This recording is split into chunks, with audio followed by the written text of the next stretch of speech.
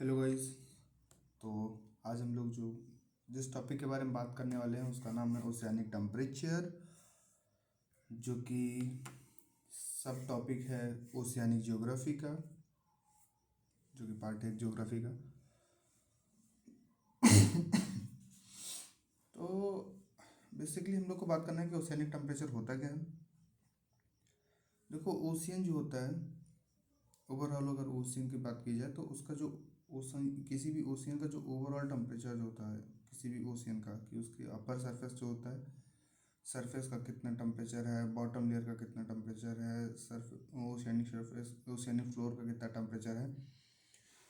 तो इन सब की जब बात की जाती है कि ओशियंस से रिलेटेड, कि उसके अलग अलग लेयर्स पे टेम्परेचर कैसे हैं ओशियन में, मतलब किसी भी ओशियन जैसे अटलांटिक ओशियन है उसमें अलग अलग जगह पे टेम्परेचर किस तरीके से डिस्ट्रीब्यूट है। अगर हम लोग इस चीज़ की बात करते हैं तो इस चीज़ की बात करते हैं हम लोग ओशियानिक टेम्परेचर के अंतर्गत बात करते हैं, ठीक है।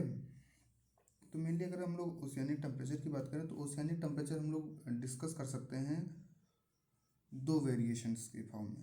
एक तो हो सकता है कि हॉरिजॉन्टल वेरिएशन के फॉर्म में हम लोग बात कर लें कि अलग अलग लेटीट्यूड पे, ठीक है, हॉरिजॉन्टली अलग अलग लेटीट्यूड पे टेम्परेचर में कैसे कैसे वेरिएशंस आते हैं, ठीक, और कैसे कैसे अफेक्ट करता है, ठीक है। और दूसरे हम लोग बात कर सकते हैं कि वर्टिकल वेरिएशन पे, कि अलग अलग जो लेयर्स होती हैं, ठीक है, एक समुद्र की सरफेस के, एक समुद्र का, ओशियन का जो पानी के अलग अलग सतह होगी, ठीक, उसकी उस बेसिस पे हम लोग बात कर सकते हैं, ठीक। तो सबसे पहले हम लोग कोशिश करेंगे समझने की जो हॉरिजॉन्टल वेरिएशन होता है वो किस तरीके से डिस्ट्रीब्यूट होते हैं।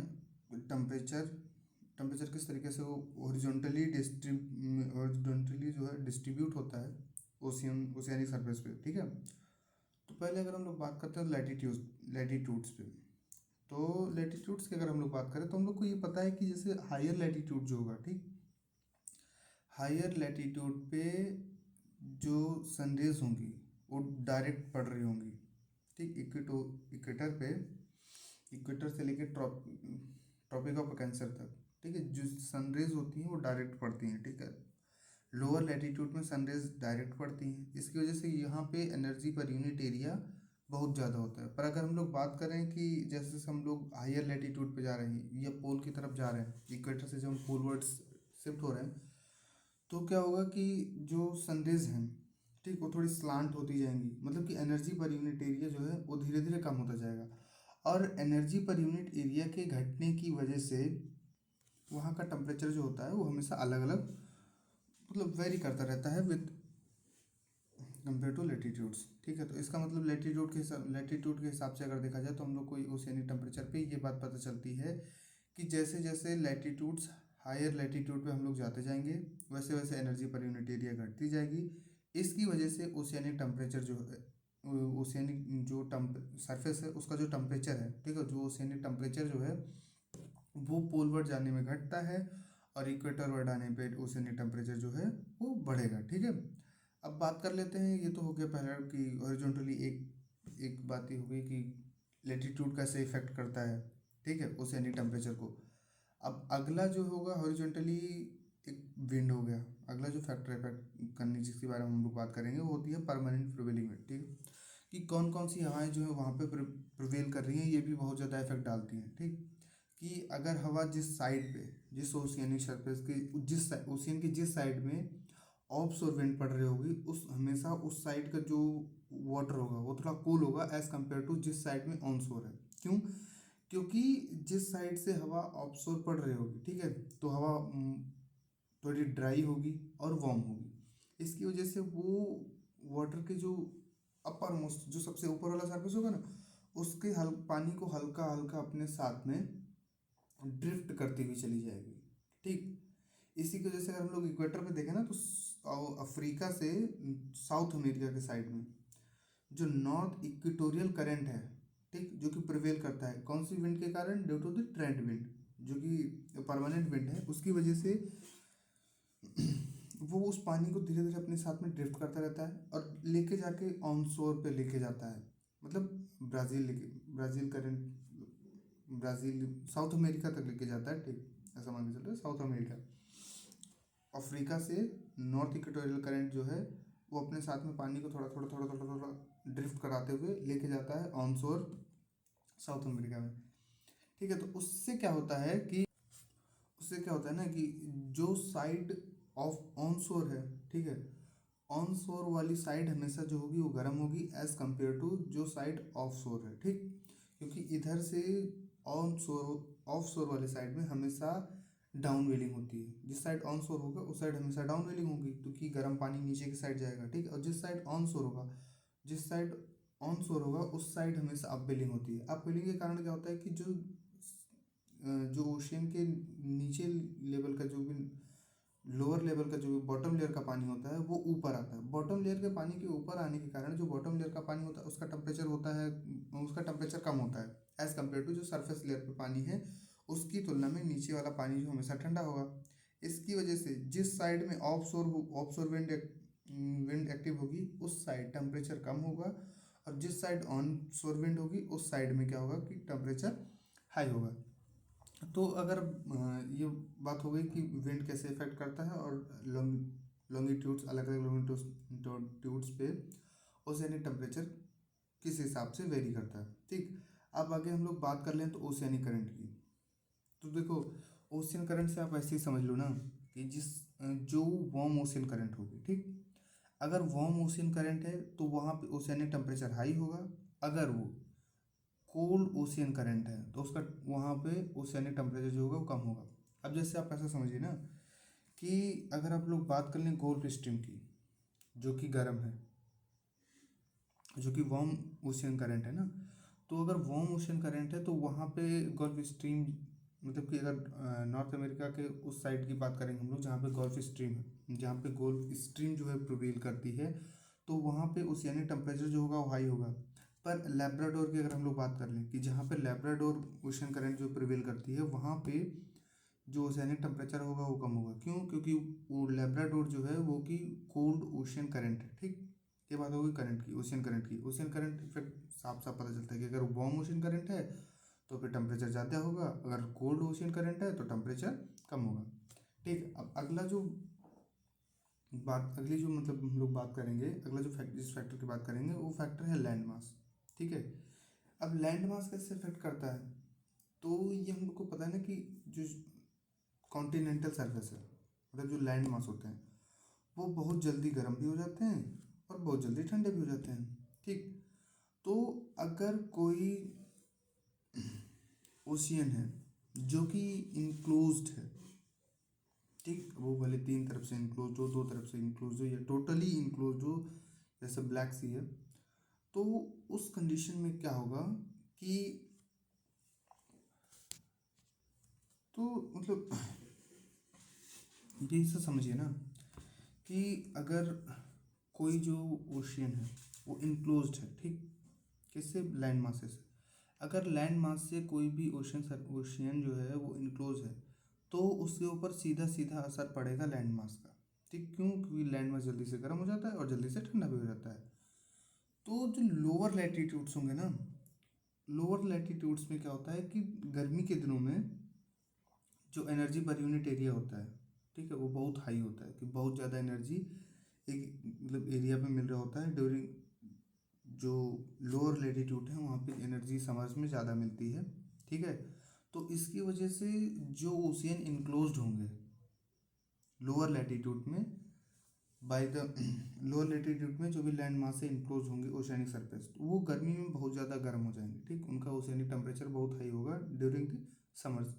और वहीं पे जो हायर लैटिट्यूड में है ना, जो ओशियन जो है इनक्लोज्ड है बाय द लैंड मास, वो भी हायर लैटिट्यूड में।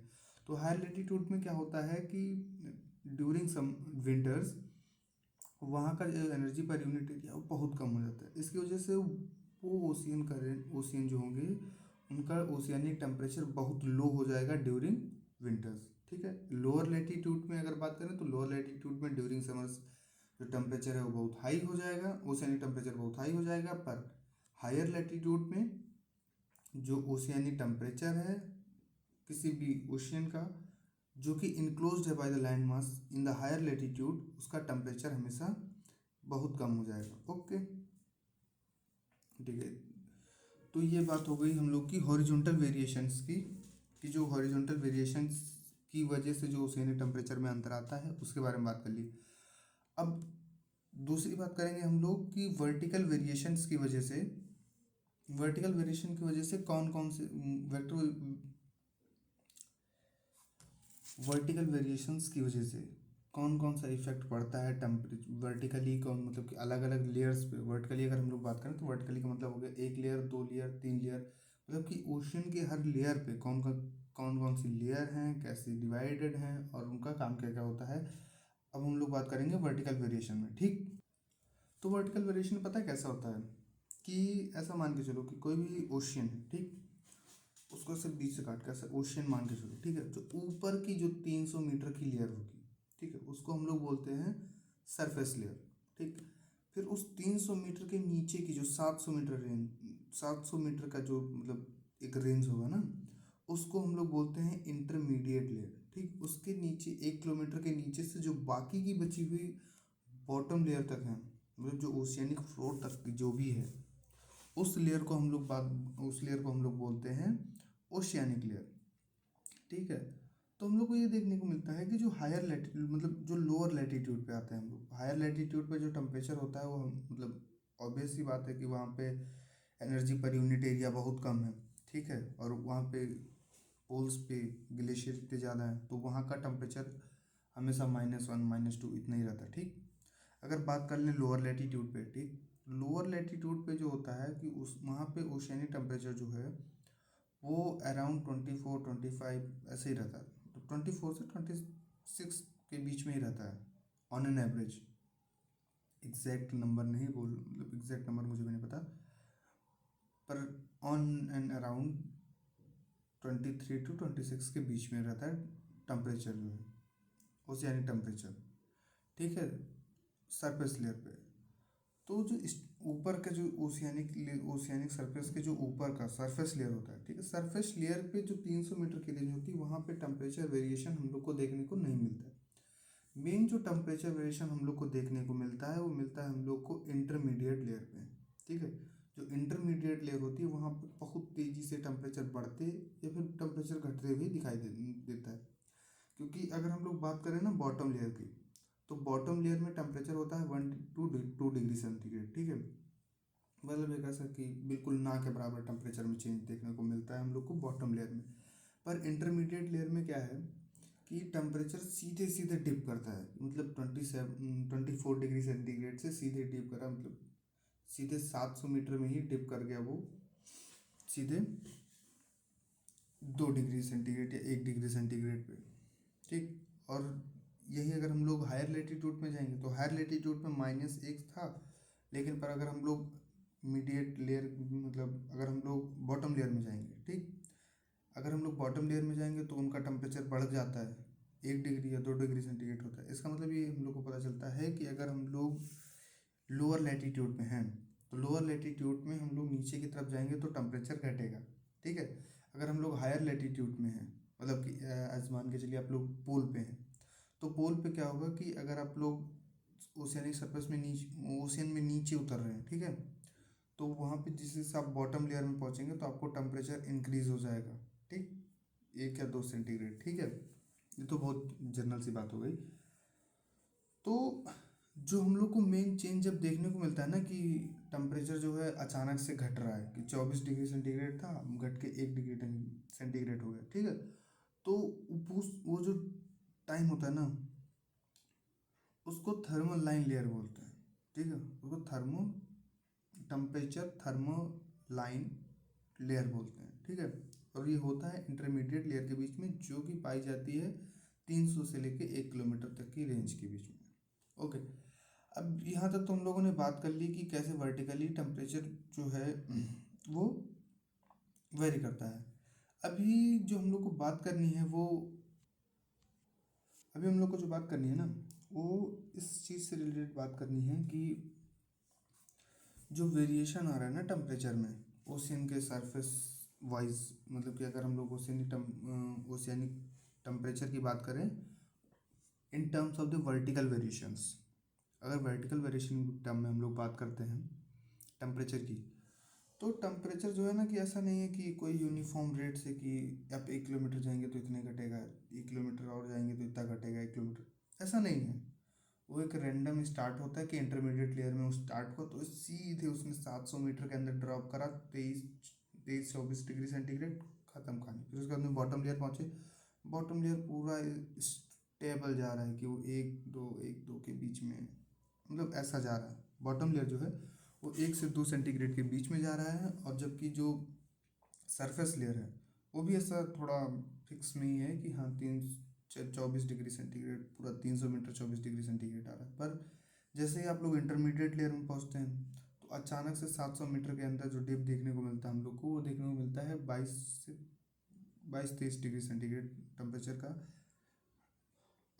लॉस देखने को मिलता है, ठीक है। तो ये चीज़ जो है ना, इससे हम लोग को ये बात पता चल जाती है कि जो वेरिएशन, टेम्परेचर वेरिएशन है वर्टिकली, वो यूनिफॉर्म नहीं है ओशियानिक सरफेस पे, ठीक है। तो ये बात हो गई ओशियानिक टेम्परेचर की। तो अगर आपको समझ में आया तो ठीक है, और नहीं समझ में आया तो बताएंगे, थोड़ा देखा जाएगा, दोबारा फिर से समझाने की कोशिश करी जाएगी इस टॉपिक को। पर अभी के लिए इतना ही। आपका बहुत बहुत धन्यवाद।